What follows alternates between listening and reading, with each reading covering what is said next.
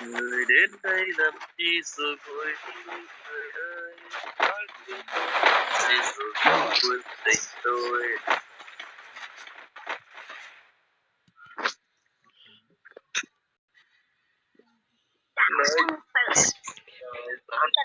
Tôi biết anh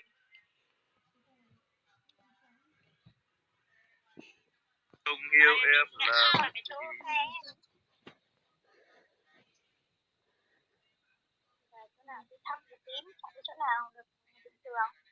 Các bạn ơi, có xuống vùng xanh không?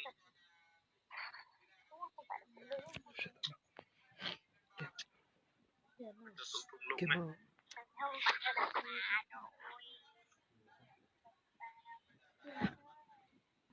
Số 3 đi xa thế.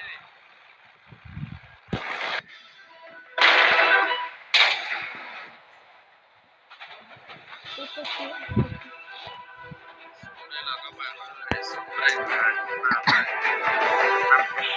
này rất là đông người nha, các bạn chú ý nha.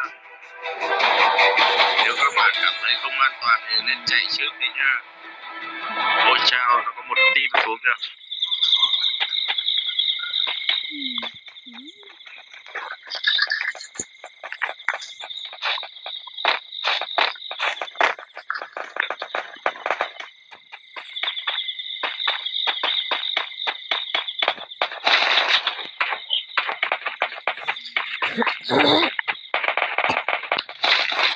Đông khách.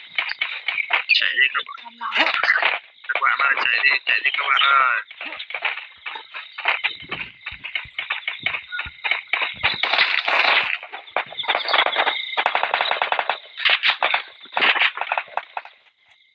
Đừng chạy đấy các bạn ơi, bạn số 2 chạy đến đây vẫn biết các bạn ơi. Biết ngay là bạn số 3.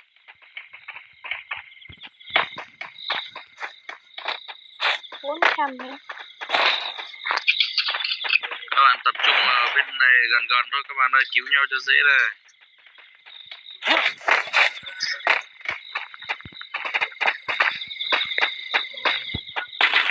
Chiếc tháp kìa. Bò ra đây bạn ơi, bò đây bạn ơi. Ngồi xuống bạn ơi, tiếp máu đi.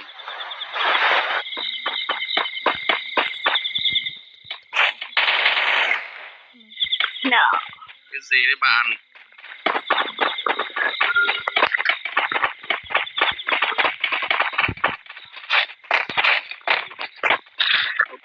Đi tập trung một chỗ nha.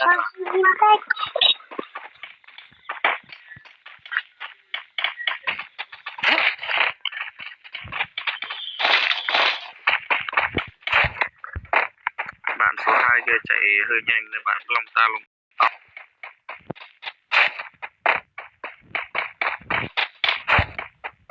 Bạn nào có ba lô thì gọi tớ mới nha.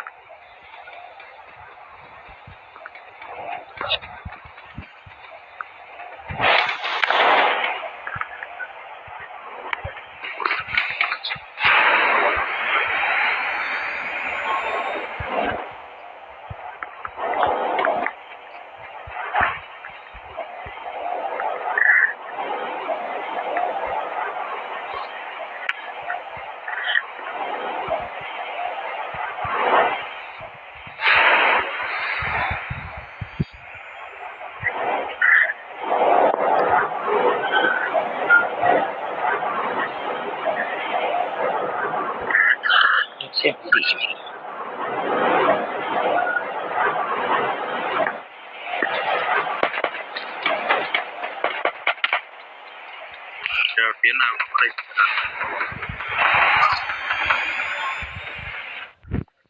Dồn nó đến, nó ở dưới nhà này bạn ơi.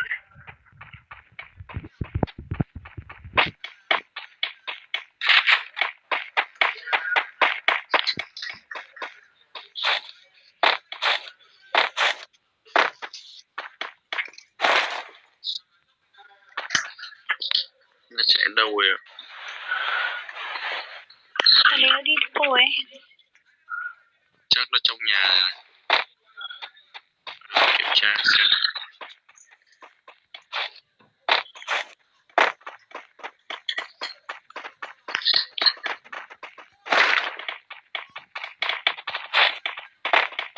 Chạy trong nhà, nó đi đâu nhanh ấy nhỉ? Đang làm gì mà lâu vậy?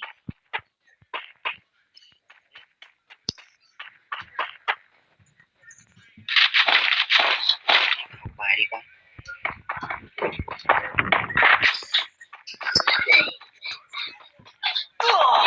Đằng sau lưng nè các bạn ơi. 1, 2 ơi. Bắn chết nó đi.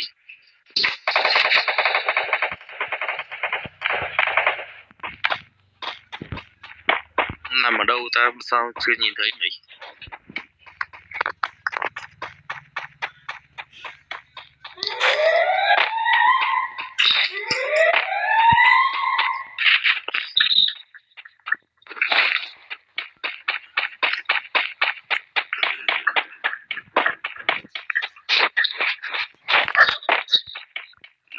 Bắn lên lại chạy mất đâu rồi?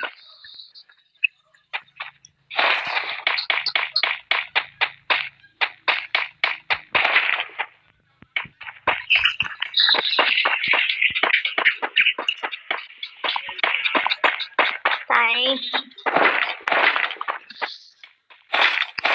sợ quá rồi.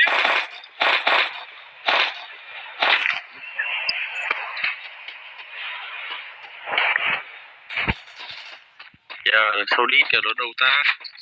À kia rồi. Mày chết đi.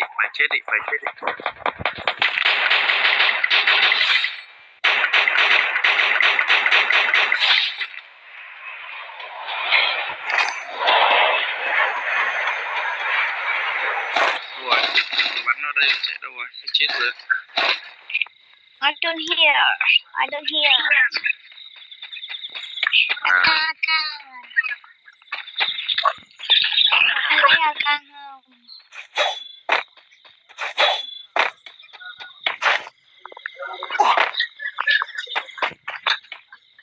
Rồi. Là 15 đồng chí nữa phải đi.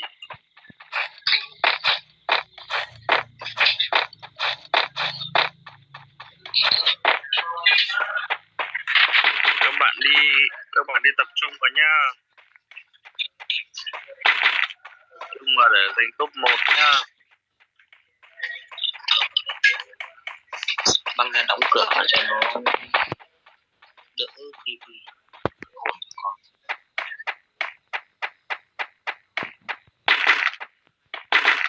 Bốn đâu rồi, bạn số 4 chạy đâu xa thế?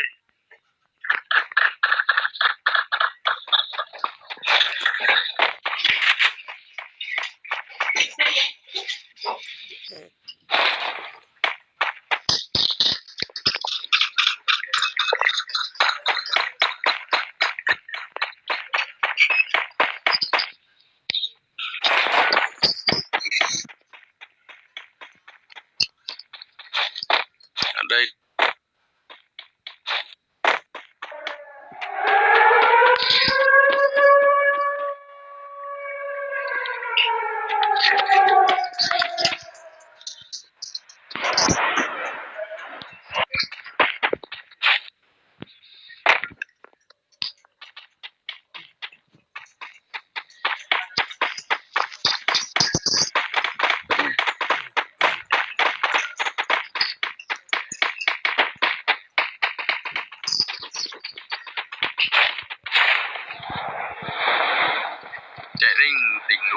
đây chắc nó giúp co về bên đấy giờ đấy.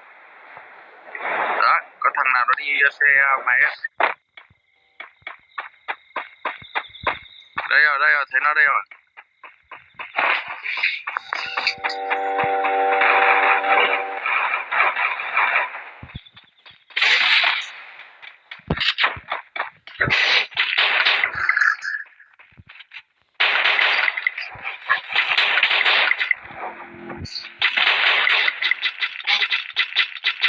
Nó chạy đi.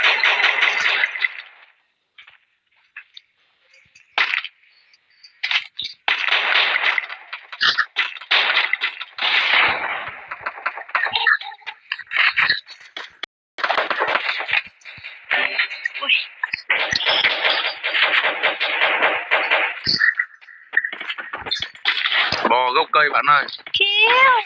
Bò gốc cây bạn ơi. Tôi vào trong này đi. Ủa chào. Một thằng ở dưới sập. Chết thẳng rồi.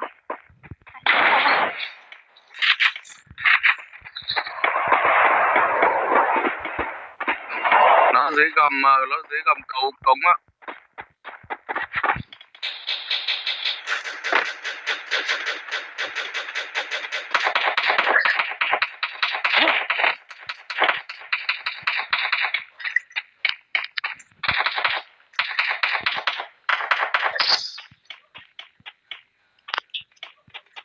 Còn một thằng nữa dưới hầm á. Số 4 này, số 4 này. Chết đâu rồi.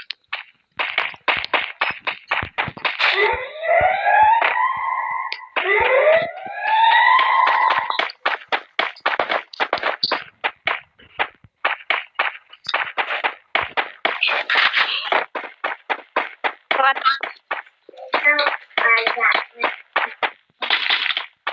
Không có chấm chấm á. Thiết ở dưới cần gì chấm đâu. Đây là số 4 rồi, số 4 đâu rồi, nhìn thấy này rồi.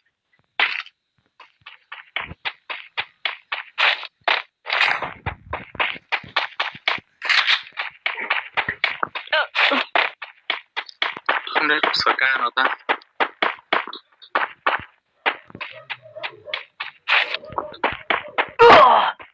Đây AK. Ôi trời AK. Đi thẳng đi, nó trước, nó vừa chạy trước á.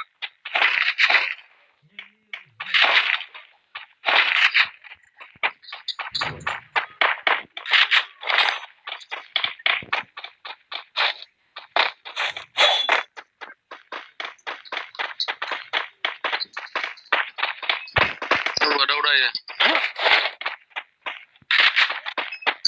Lamborghini kẹp quá. Đâu rồi ta? Theo tôi.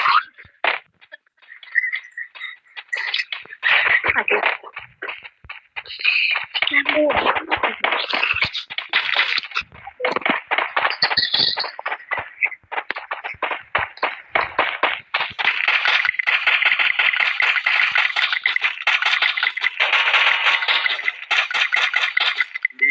Đi rồi.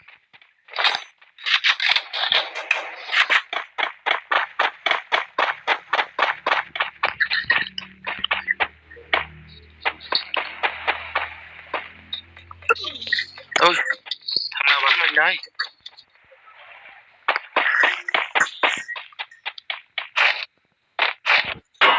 Không biết nó bắn từ hướng nào.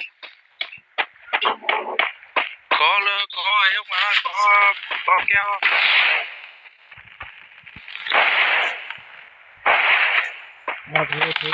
Thế.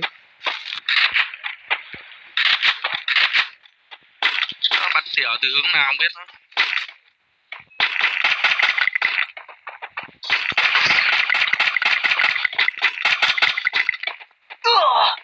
Hướng nào đó chui đây mà. Nó bắn mình từ hướng nào ta?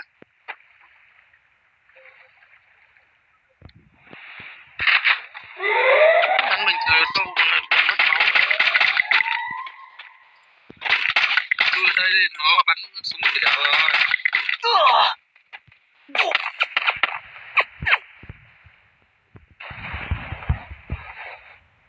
máu thì còn máu không? Còn.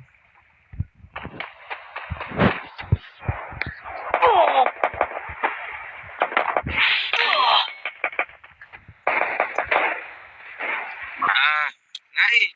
Hai thằng. Chúng nó AK nó bắn hại ghê, mày nó bắn phát một. Chà. Cứng tí nữa là để trứng rồi.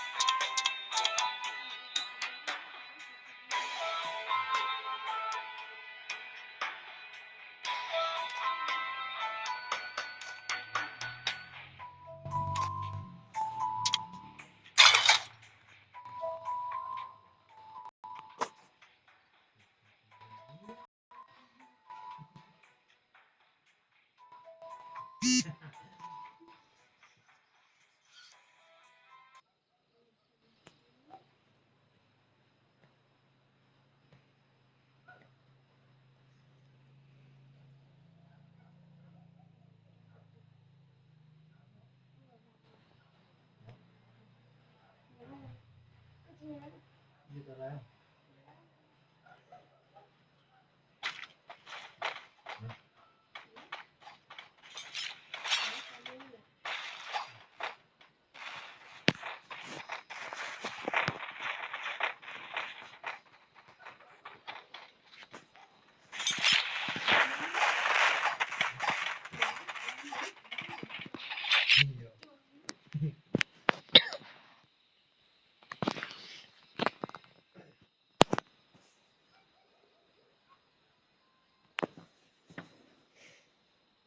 人生的路，我们用了祈祷的情。